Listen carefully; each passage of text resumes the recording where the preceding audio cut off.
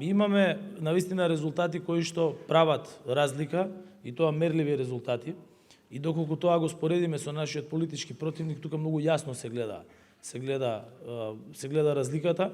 и тоа на сите полиња, особено на полето на електроенергетиката. Инсталирањето и пуштањето во мрежа на обновливи извори на енергија не е процес сам за себе, туку тоа ја зголемува енергетската независност.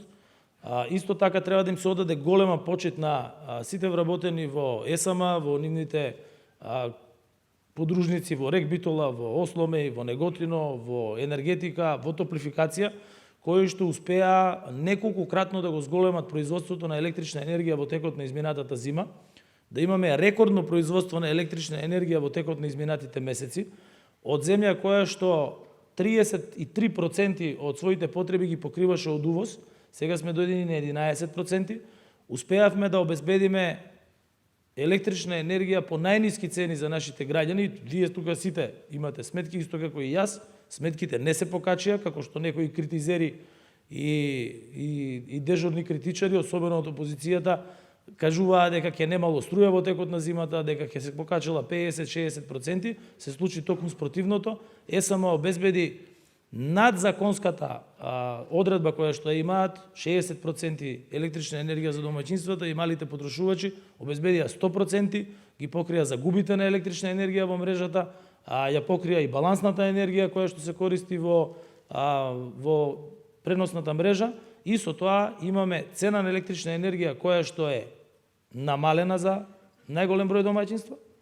цена на електрична енергија која што е 20% намалена за компаниите, за 72.000 компании на регулираниот пазар кои што вработуваат 98% од вработените. Имаме електрична енергија во најтешките месеци кога цената на берзите беше 500 евра за мегават час, за компаниите од преработувачката индустрија на основни прехранбени производи 80 евра мегават час, што е за 4 пати и повеќе, за 5 пати помалку од она што би го плаќале на слободниот пазар. Обезбедивме непречено снабдување со поевтина електрична енергија на училиштата, на здравствените установи, ги исплативме долговите и за тоа денеска првпат добив прашање од една респектибилна новинарка надвор во холот пред да влезам, со оглед на тоа дека успешно се справивте со енергетската криза минатата зима, дали се подготвувате за следната? Да, се подготвуваме за следната зима. Се прават ремонтите таму каде што е потребно во енергетските капацитети, се прават стратегиите во владата и оваа трибина е дел од подготовките на она што ќе го имаме во нашата изборна и тоа победничка изборна програма за изборите во 2024 година.